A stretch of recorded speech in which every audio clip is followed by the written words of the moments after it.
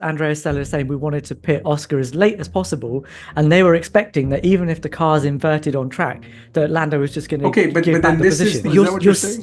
You're specifically asking, would Lando have been able to overtake Lewis with a tire delta? I'm telling you that Yes. Max Verstappen with a tire delta couldn't overtake him. That's McLaren never gave us a chance to see who was actually the quicker driver. It's Lewis and Why? Max when they're fighting each other, then you throw everything out of the, That was an angry move by Max. don't take our word for it. They are in trouble. You don't have to listen to us. You just listen to Max on radio. Hello, everyone, and welcome to another episode of the Tired F1 Pod, coming to you after the Hungarian Grand Prix 2024. And what a great race it was. Ammar, how are you doing?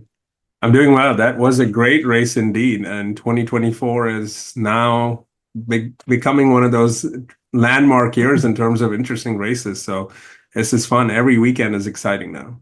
Yep, 7 different winners this season. It's pretty intense, isn't it? I do want to give a couple of quick shout outs before we get into the race because I think there are two main talking points, and maybe we won't get to these things. But the first is to just say congratulations to Oscar Piastri. That was a pretty excellent Grand Prix win, only his second season Well in deserved. Formula One. He's really come on leaps and bounds, actually. Like he's developed a lot. So really big congratulations to him. And the second thing is shout out to Team Radio. I mean, I remember watching Formula One in Yes. the 90s and mid 2000s, and you always had to imagine what was going on in the cockpit. Just think of Austria 2002 and all of the stuff that was going on when Rubens Barrichello didn't want to give up the lead to Schumacher. And now we hear it. Now we hear it, and it just adds a little spice to the entire story, doesn't it? Can you imagine a race in 2024 without Team Radio? I'm not sure I can.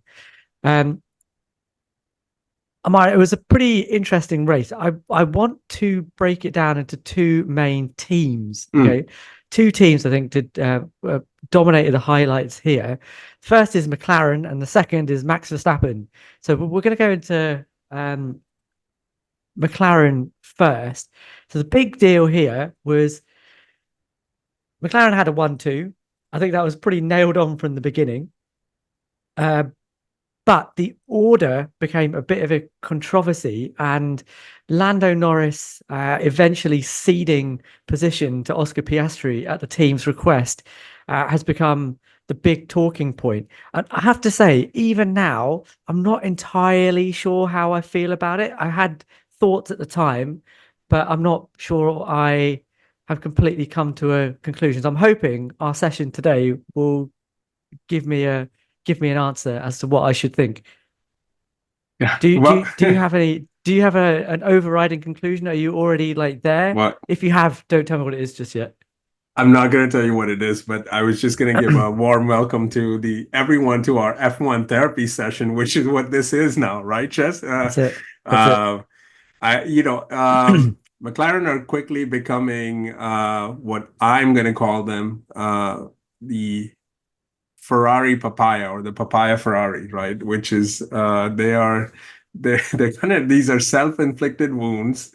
They have no real good need or good logic behind them, but they're kind of shout out to Ferrari, by the way, man. We had a very decent weekend. I know this is a detour, but we had a very good weekend. I'll Oh, take it. I know we're a little bit ways away, but we had a good weekend. I'll take that one. Anyway, McLaren are learning. Look, I told you this after the last race, and we've discussed this and debated it a few times. There's still a team that is growing, is understanding, um, is in the mode of being the hunter as opposed to in this race they were kind of hunted, right? And they you saw how they reacted to that.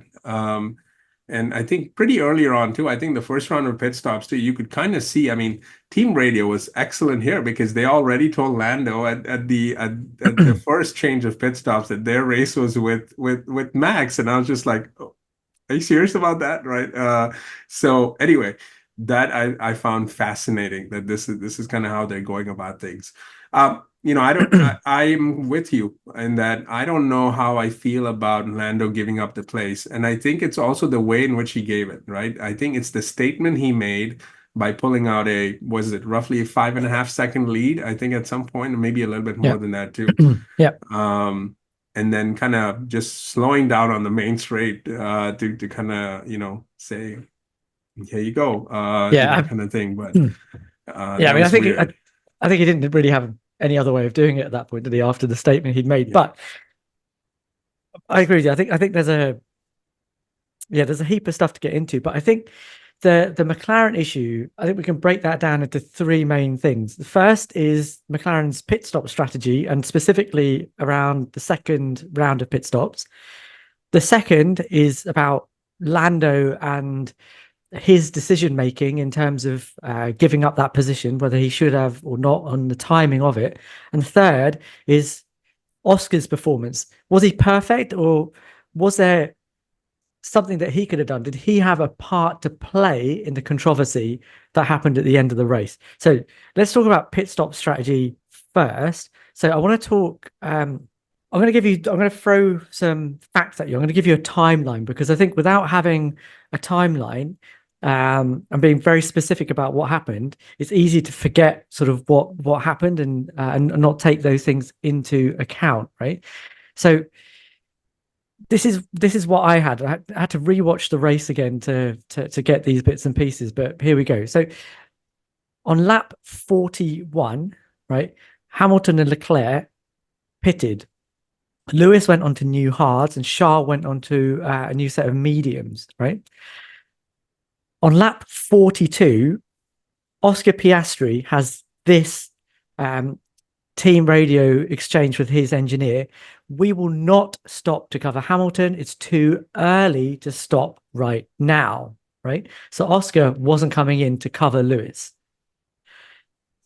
On lap 43, right, the next lap, Lewis is 29 seconds behind Lando Norris, but he's lapping 1 to 1.5 seconds a lap faster. So that by lap 45, 2 laps later, he's 25 seconds down on Lando. So he's made up 4 seconds in 2 laps.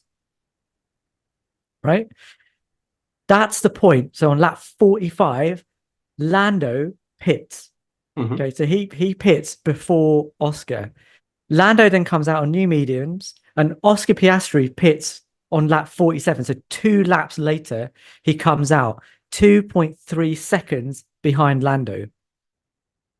Okay, Mm-hmm. so the controversy that we have there is, why did McLaren pit Lando first, allowing him to undercut Oscar Piastri at a circuit where they know that there's a powerful undercut potential, and therefore force this having to swap the drivers around, right? So just a couple of quick quotes afterwards. This is essentially the argument that McLaren have given. This is Oscar Piastri. The information I had at the time was Lando was boxing early to cover Lewis, and I was going long to cover Max, essentially because I knew that he'd stop later, and I think we were just being very safe. And I think that question of being safe or defensive, if you're being a bit critical, is why this happened. Andrea Stella afterwards says, we didn't want to pit Oscar too early because the tires were degrading a lot. We didn't want to run out of tires should Verstappen become a problem at the end of the race, right? So they wanted to pit Oscar as late as possible to head off the fact that Verstappen might be quicker than him at the end of the race. They also didn't want the pit crews to have an issue. So do you want to pit only when you have 3 seconds? Because then you know what happens, that all the pressure goes on the pit crew. And I don't want in a race like today that the responsibility goes to the pit crew. Whew. Okay. So complicated, I think, but very easily broken down, I think, into they pitted Lando first because they were worried that Lewis and Max might undercut them or overtake them towards the end of the race, and they might run out of tires. What do you think? Can I ask a silly question? It's probably not silly. Was McLaren faster than Mercedes? Yeah. By how much do you think? Like 4/10, I think, was the difference, like something like that, right? Wasn't it? On race pace, I mean, I don't know, but they were definitely, they were 100% quicker. Yeah. So what I mean, 25 seconds, so what? I mean, even if Lando had come behind Lewis, at some point he was going to overtake him anyway. Yeah. They would have the tire offset at that point. Okay. So, Let me argue against that very quickly, because how long did Lewis Hamilton keep Max Verstappen behind him on both but on in both stints? okay, that depends on the delta between Red Bull and Mercedes Mercedes and McLaren, right? And that's why Well, I asked the question, how much Max was fast? over a well, Max No, no, was but over a second quicker than Lewis on the laps that I he didn't overtake him. yeah, I mean, look, we should talk about that's a different thing. Oh no, it's not. But That's a you're different. asking But what the no, no, differential was that's between the two cars, right? no, no. I So if you've agree. got you need to have a delta between the two, and the delta was about a second quicker for the car chasing. So if But McLaren had come out behind and they'd been no, a I mean, second quicker, would they yeah, have got but past Lewis? I don't know, because Lewis was able to keep a the much answer is faster car yes. behind No, him. no, no. The answer is yes. It's Lewis and Why? Max when they're fighting each other. Then you throw everything out of it. That's what I'm saying here. Really? You're saying Wait. Are that you saying there were no other overtakes throughout the Grand Prix? not on Lewis Hamilton? No, I because you're specifically oh come on! asking. Like you're telling You're me that Lewis Hamilton was not overtakeable? Amar, Is that what you're saying? you're specifically asking, would Lando have been able to overtake Lewis with a tire delta? I'm telling you that Yes. Max Verstappen with a tire delta couldn't overtake him. That's because So of the way they were racing each other. What I'm trying to say. Why would Lewis have raced Lando any I differently? oh okay. Yeah. That's going to take us a different direction. But I'm going to debate this and say that they were going to have the tire offset, it wasn't going to be an issue. They were going to be able to overtake no matter what. Max overtook Charles very easily too, right? So I mean, we can go back and forth on who could have overtaken whom or not. But there were plenty of overtakes here to say if you had the quicker car and you had the tire offset, you could make it happen. I'm not confident that Red Bull had the I'm type of car that could have competed with Mercedes on this day, and definitely not McLaren on this day, right? And I I'm think not they sure knew there were that. that many overtakes tomorrow. Like I think there were a lot of cars behind a lot of other cars that Okay, weren't getting so the opportunity to overtake. fair enough. Look how long George Russell was sat behind Valtteri Bottas, for example. What does that say about Russell, though? Anyway, But okay, but now you're making it personal. But actually, if you look at the overall the overall way the race played out and the dynamics of different cars following each other, it was not an easy track to overtake on, even if you had a tire okay, delta. okay, fair enough. I take But your I point. I started this whole thing by asking a question. Do they think that they could have overtaken that position on the track or not? And the answer is no. Okay, fair enough. Why wait an additional lap for Oscar to box then? Hmm. Yeah, but yeah, I agree. I don't understand that. I don't know, When you and other than it's because Andrea Stella is saying we wanted to pit Oscar as late as possible, and they were expecting that even if the car's inverted on track, that Lando was just going to okay, give but back then the position, and I this is think the that's a opposite of the mistake. argument I was just making, which is it's so hard to overtake, so it wouldn't have mattered. So you pit them right away then. Why wait until it gets to 25 seconds? Pit them a lap after Lewis has Yeah, pitted and after Charles has, yeah. and they're ahead, so they're not fighting. I mean, look, back when Lewis pitted, him and Charles were together for a little bit. I mean, Charles was keeping Lewis honest, although I don't think But Ferrari would didn't have get past him eventually. though, did he? No, no, but he wouldn't Right. have gotten past him. We Just did.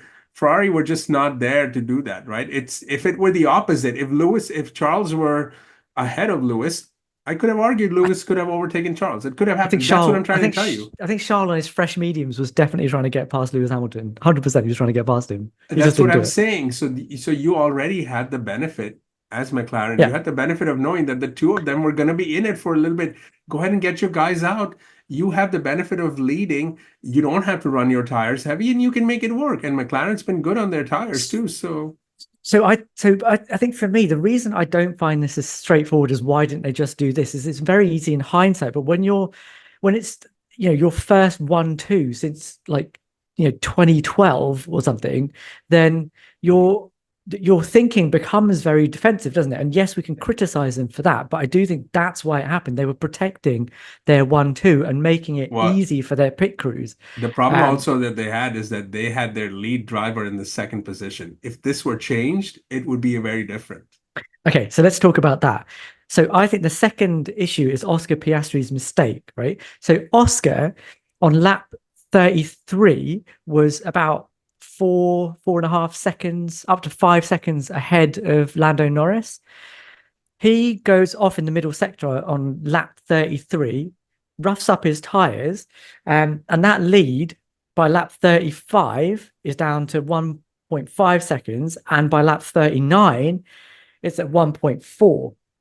So I think in that situation, what's happened is that Oscar has given up that little comfort zone he had, that even if Lando pits before him, he would still come out behind Oscar.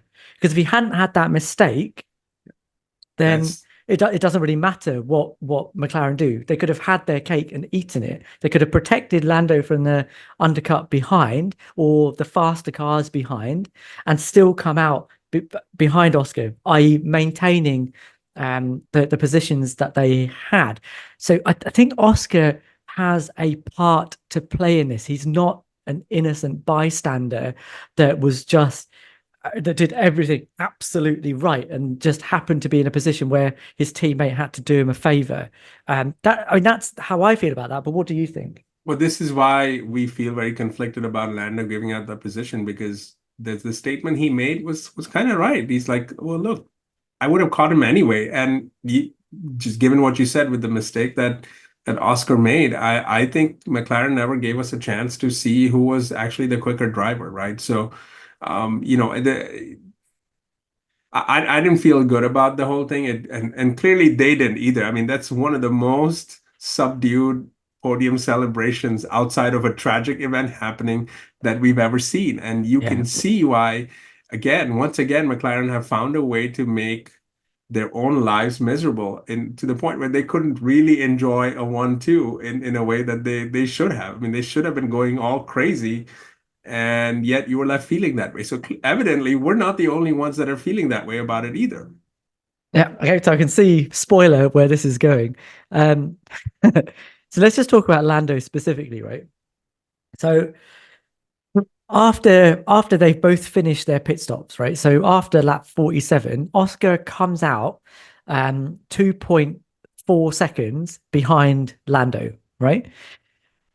By lap 65, that gap has gone up to 6 seconds. Oh, 6 seconds, right? So Lando is 6 seconds up the road with 5 laps to go, right?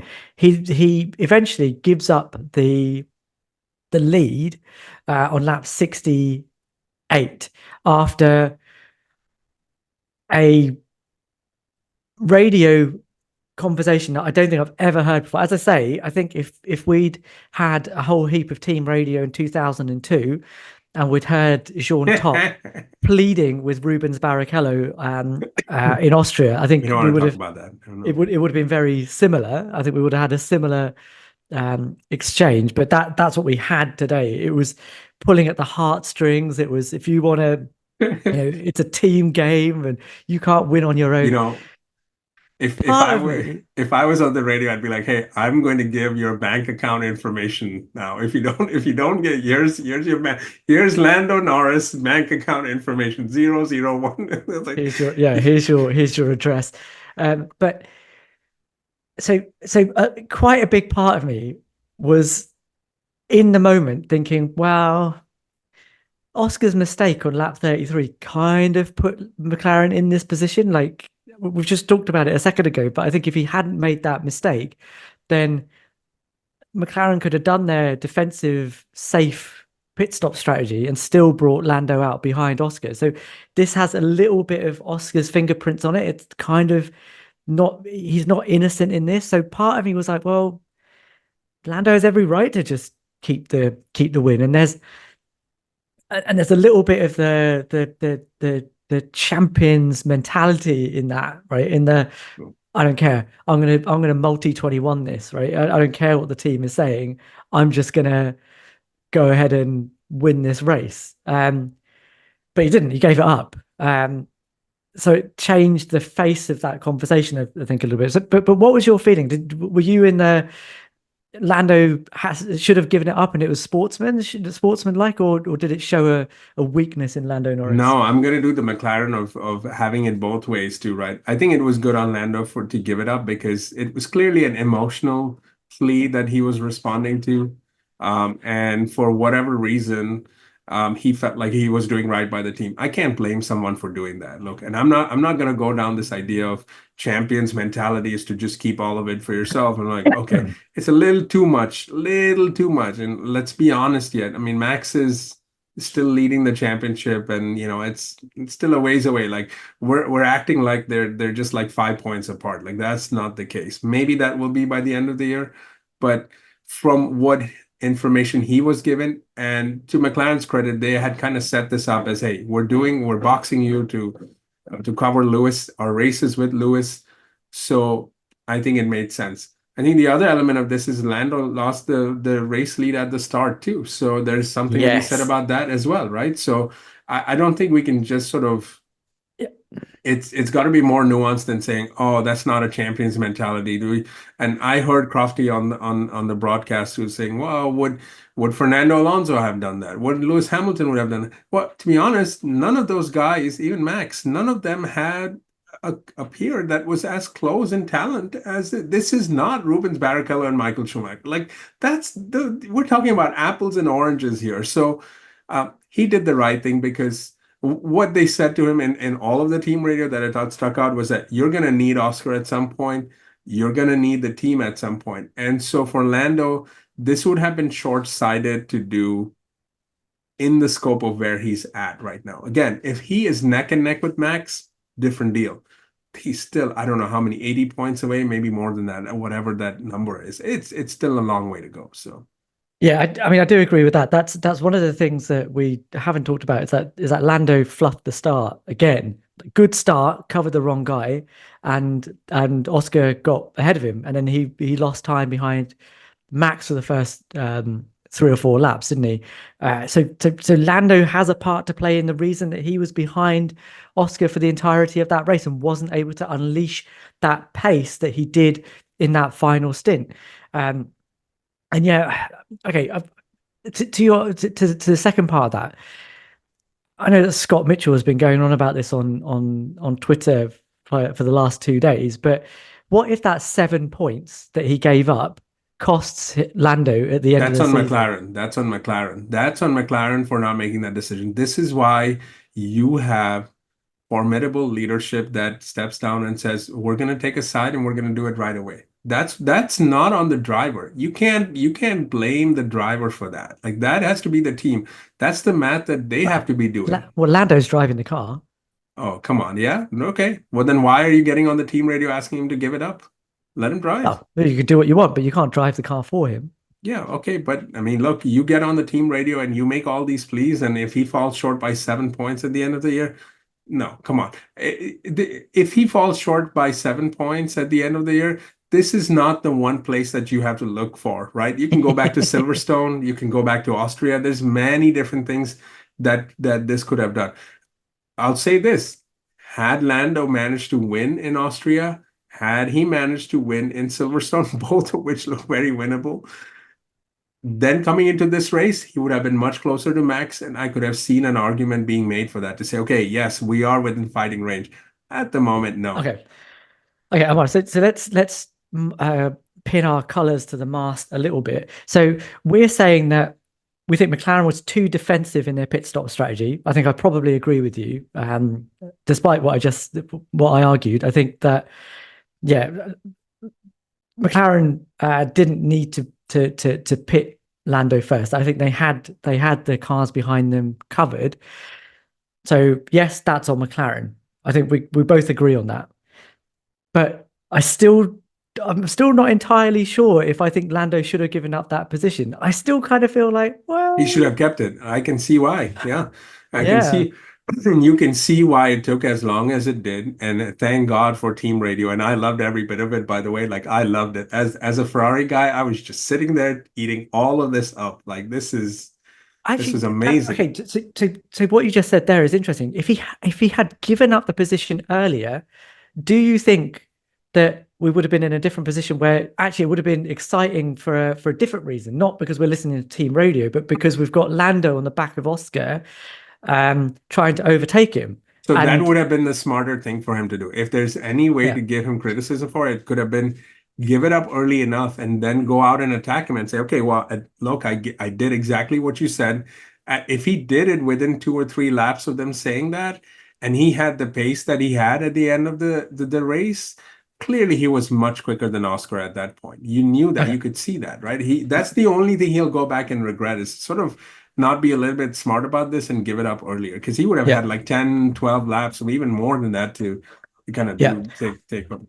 I think that's where my line in the sand comes. I think Lando, if he was going to give up the position, he should have done it early. If he's going to leave it until 3 laps before the end of the race, just don't do it.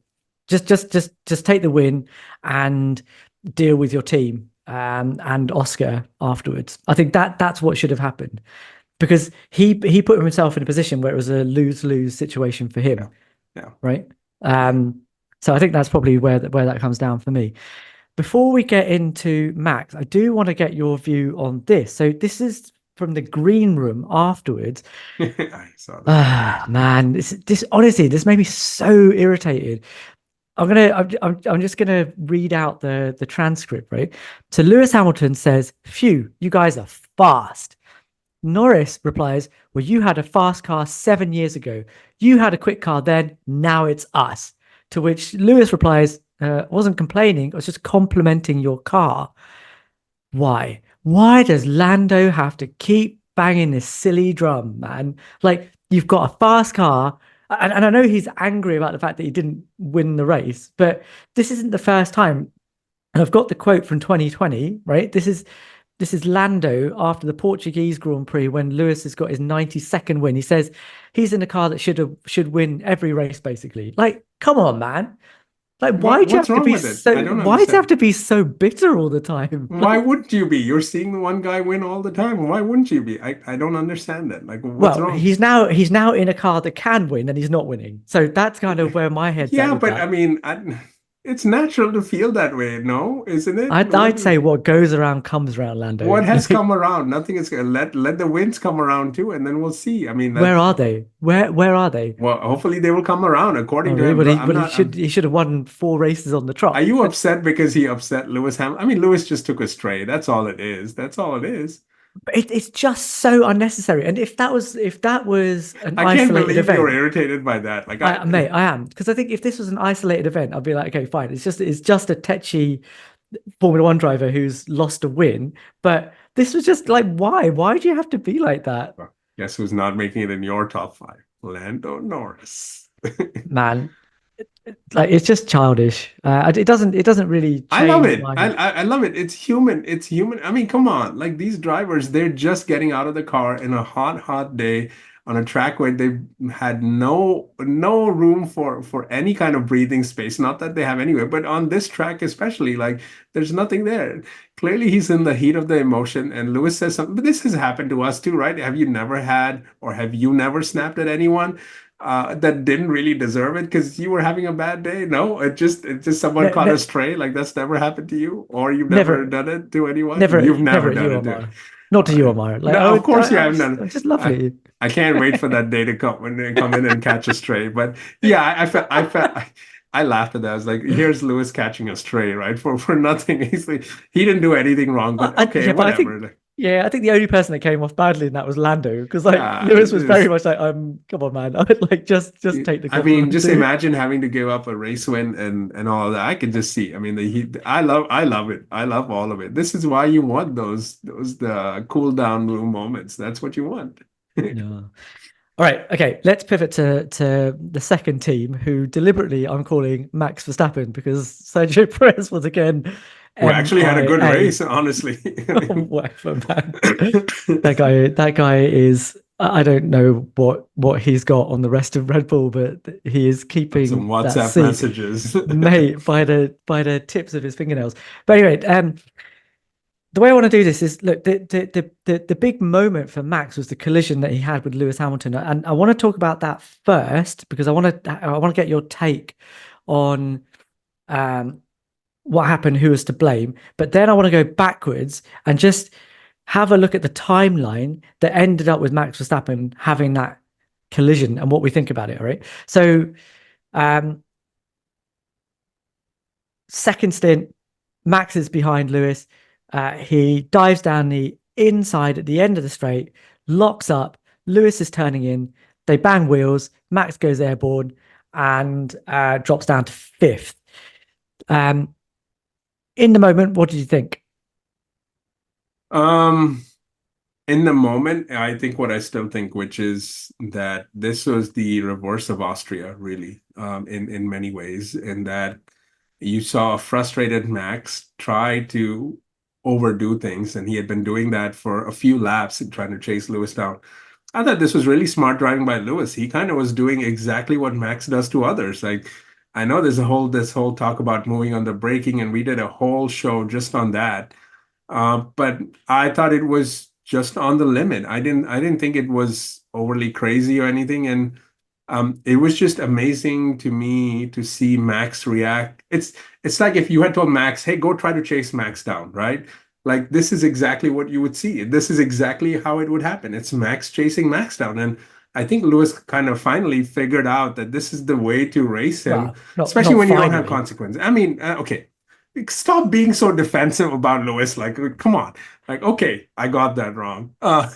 Uh, I mean, look, this Lewis Hamilton's not racing for a championship this year, so he's like, yeah, Mm. yeah, whatever. Let's go wheel to wheel. He probably remembers that moment in Brazil from 2022, and so he's like, okay, yeah, let's just do it. And I thought it was amazing. I'm just shocked that there was no penalty for either of the drivers. But like to be honest, like how did that and that just infuriates me because it's almost the exact same thing that happened in Miami with lower speeds, lower sort of outcomes or whatever the damage could have been. And literally, man, I mean, and poor old Carlos, again, he loses out on this too because he could have been the beneficiary of a 5 second or Charles could have been the beneficiary of a 5 second Lewis. I'm like, hey man, somebody's got to get penalized on this one. Like, how is it that no one is getting penalized on this? Yeah. You I think can't do that. that anymore. Like, Well, I think that. Go on. no, are you going to penalize Lewis only if Max goes right into the wall and he's out of the race? That's the only time you're Mm. going to do it? Yeah. I mean, yeah, there is a bit of consequence chasing there, isn't there? But I don't know. I'm not going to try and litigate that particular incident It's again. not I, litigating that incident. It's just the inconsistency of it. It's no two incidents are the same, mm. Shez. We know that. No two incidents are same, especially when the drivers are not the same, the cars are not the same, the circuit's not the same. It's not the same, but there is no level of how can you walk away from this incident with no penalty? Well, what for either of them, you mean?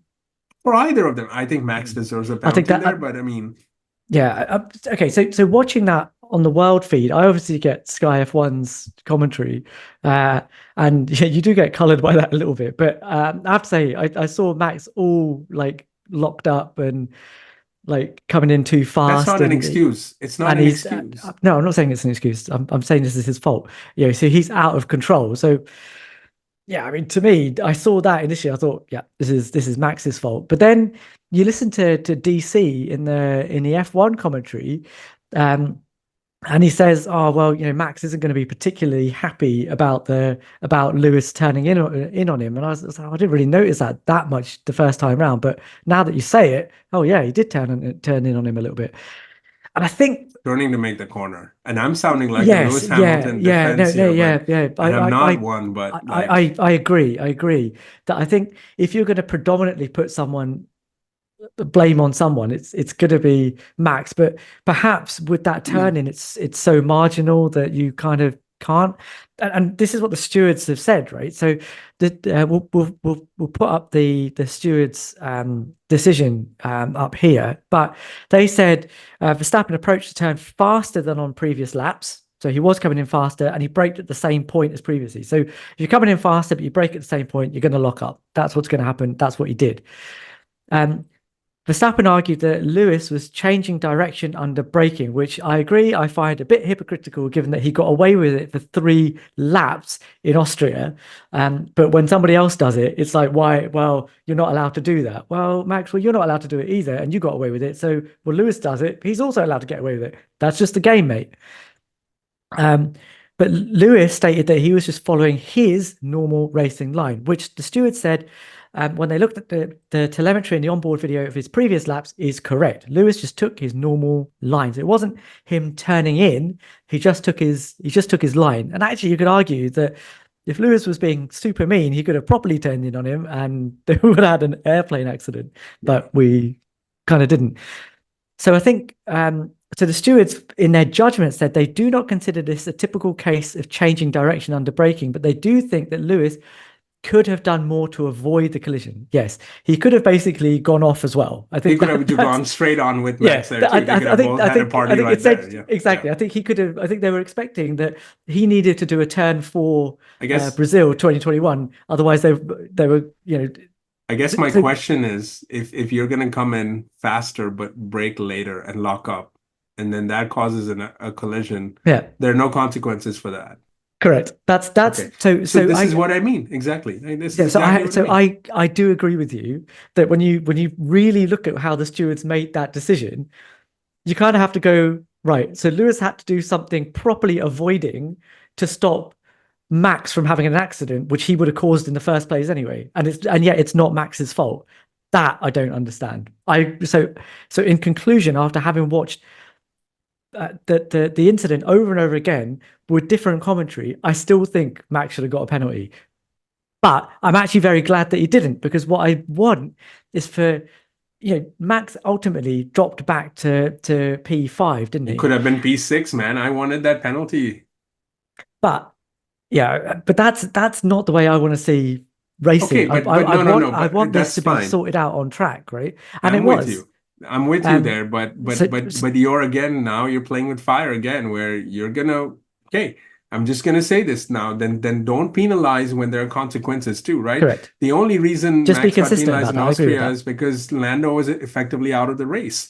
You can't do it that way. Like you can't. You're either gonna set some rules and keep it within that, or you're not. And fair enough. If you don't want to penalize, then so be it. But then you can't do it just when somebody's race is ruined. So. I agree. I think the answer to this is get a permanent set of stewards, pay them money, make them permanent, and then they build up experience about what they can penalize and what can be classed as a racing incident, and only penalize the really egregious stuff, which this was not. There was enough there for both of them to suggest that actually the outcome was just fine in terms of not giving a penalty. But the problem is that you've got precedent, as you say, that in previous incidents of a similar nature, penalties have been given.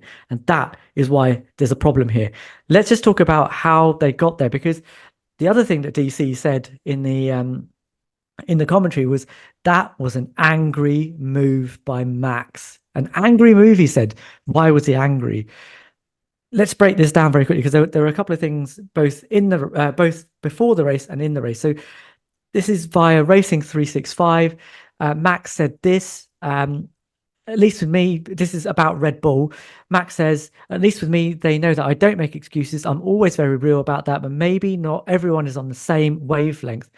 That doesn't frustrate me, but I do think some people need to wake up a little bit. We don't need to go into details about who those are. That is Max. Yeah, exactly. That's Max talking about, well, Red Bull are getting caught up, and yet people within the team are still acting as if they're in a dominant car that's 30 seconds ahead of everybody else at the end of a race. That's making him angry. He wants to win every race. What does that look like? What does that look like? Acting like you're in a dominant car. What does that look like? Do you mean from a team point of view? Yeah. What is he trying to say? It's Mercedes in the 8 seasons when they were winning, when they just decided that a 3-second pit stop was okay. But that happened this race as well, didn't they? Okay. Didn't they? Red Bull had a 3-second pit stop. No, okay. No. He's upset about the fact that, because he's going to talk about it in a second. I think is upset about the fact that Red Bull, the way they're upgrading their car and the developments they're bringing, aren't putting them back in the position that they were. Yeah, I agree. But I think that's also something that makes him angry. He's angry that they've let go their talismanic technical director, that they're not bringing developments that actually bring performance. This is what he said to Daniel Ricciardo. This was just overheard in the drivers' parade. He said, this is about the new car. He said corners it might be better, but the characteristics of the car are still the same. So it's slow in entry with the rear and in the mid corner understeer. So there you go. He's got a car that just doesn't like. We know that he wants a rear that does what the front end tells it to do, but his car's not letting him do that. So he's upset that the mechanical platform of the car and the upgrades they've brought haven't done the job, and he's angry about that. And he takes that, I think, into the race because there's definitely a feeling here that Max feels like he's carrying the team. That he's like, well, we would be Yes, much further back if it wasn't for me. of course. And yeah, and fine, but you kind of win as a team and you lose as a team, right? Like Mm, you can't have it both ways. But Max is angry about that, and whatever you feel about that, that's the mentality you went into the race. So in the race, you could sense him getting more and more angry, right? So from Max, he wasn't happy with the strategy, he wasn't happy with the balance of the car, and then every time he complained about another driver, he gets this. So the first instance, he gets told to give the place back at the start, argues with GP about that. Then he tries to go around the outside of Lewis in the second stint, or in the first stint before their first set of pit stops, goes round the outside of him, and then loses the position. He says he pushed me off. Aren't we supposed to give space on the outside? To which the reply is, well, you were behind at the apex, Max. Again, frustrating him. And then finally, when he's like to his team, he moved under braking. He gets told by GP, it's childish to have this argument over the radio. Let the stewards do their job. It's childish, right? So you can sense that, oh man, I'm just getting angrier and angrier and angrier and angrier in the car. And there's a pattern here with Max. Like when he gets angry, oh, he does stuff like this, doesn't he? He has moves like that where he just goes, sod it. I'm just gonna chuck it in. I don't care what the consequences are. What do you think? I love all of it, man. I'm here for every second of it. This is the true test of a champion, right? Because Max has been largely uncontested for the last two seasons. Definitely last year, and yeah, even 2022. And now you're really starting to see what happens when you get put under pressure. And this is kind of what you see. And I'm sure that other competitors would also react in the same way. Not everyone is as loud and as vocal. Some are less loud, and some are more subtle, some are more passive aggressive, some are just more aggressive like he is. But I love every bit of it. Like you're seeing, and we said this in the week leading up to the Hungarian Grand Prix, right? These updates for Red Bull have to work, otherwise they are in trouble. And don't take our word for it. They are in trouble. You don't have to listen to us. You just listen to Max on radio. I mean, look, that whole race, you can't tell me that they had a shot at either of the McLarens. They had no shot, no shot. And I think that's the one underrated component of his anger that we did not see. Yes, he may have taken it out on Lewis, but that's only because Lewis was there. He would have taken it out on whoever else was Correct. there, right? Correct. But the Correct. reality is that they are now firmly behind McLaren. And I will have to get into what the data looks like, but just the eye test and just looking at how the race went, they are in trouble. Not just this race now. And now and even in the last race, although that was pretty heroic what Max did, but really McLaren screwed it up a little bit. Otherwise, they would have been fine there too. And you can start to see this happen. I thought his most telling quotes were after qualifying, where he qualified within, what is it, 4 thousandths of the McLarens or something. But he himself said, like, we would have actually been further behind because I went on new softs and the other guys Yeah, hadn't, they're or on. Lando hadn't. Yeah. So this, you can see that they're behind, and that is the overriding frustration there. It's the same thing with the Checo Perez thing. This is now an organizational issue. Look, you can't tell Yeah. Max as a Yeah. driver to change. Like that's who he has been all along. They've Yeah. known that. They also have loved Sebastian Vettel when he was brazen that way too. So that to me is nothing. It's just an indicator of this is it's about to explode. Yeah. Yeah. And I agree. I think the fact that there was that pre-race, post-qualifying, there's everything. He's upset about the organization. He thinks that the reason the car isn't being upgraded and getting and as dominant as it was last year is because of organizational issues. This rift with Christian Horner, the fact that Adrian Newey has been so disillusioned that he's left, all of that is building up, and And this race, he brought that with him into the cockpit, and it ended up with that collision. But I do not think it was unjustified. I think he has legitimate issues. And Ammar, to your previous prediction, the more I see of this, the more I see Max ending up in Brackley in 2026. Because I was just gonna say that, hey guys, for those of you watching, go back to our video, going back to the Lewis Hamilton decision. And I have the top 5 drivers replacing Lewis Hamilton. I had Max number 1. I said it before any one of y'all. And oh, by the way, my co-host here laughed at me. Actually, he shrugged me off and then, that's exactly what you said, man. And I'm gonna come out right on this. Like, so the takeaway from all of this is I am right. yeah. Well, yes, Ammar, you are right. I don't even know what to say. I think it makes more and more sense He's that going. He's that gone. Max would jump ship. There's just too much nonsense, and this was the first time I think we saw it writ large on the big screen. What do you think he needs to apologize to the team? No, Yeah, that's what I agree. No, they need to do better. They have messed this up for him. I mean, he was right about being undercut every single time. Yeah, and I have to say, it's made the season miles more interesting. Oh my God, yes. But on a microcosm for him and Red Bull, yeah, I think he's justified. I think he's right to be as angry as he is. I don't think he's right to try and dive bomb everyone and knock them off the road. That's a different question. But on that bombshell, I think we should probably call it a day. Ammar, that was great. Love to sink my teeth into that race with you. Same. If you guys like what we're doing here, please like, please subscribe, please watch some of our other videos. We did one on the situation at Red Bull, crunch time we called it a couple of videos ago, and we also had a look at the objective reasons why Lewis Hamilton might be struggling in qualifying in our last video. So check those out; they're great. Please drop us a comment. We will read all of them and we reply to as many as we possibly can. And we will see you guys in the next one.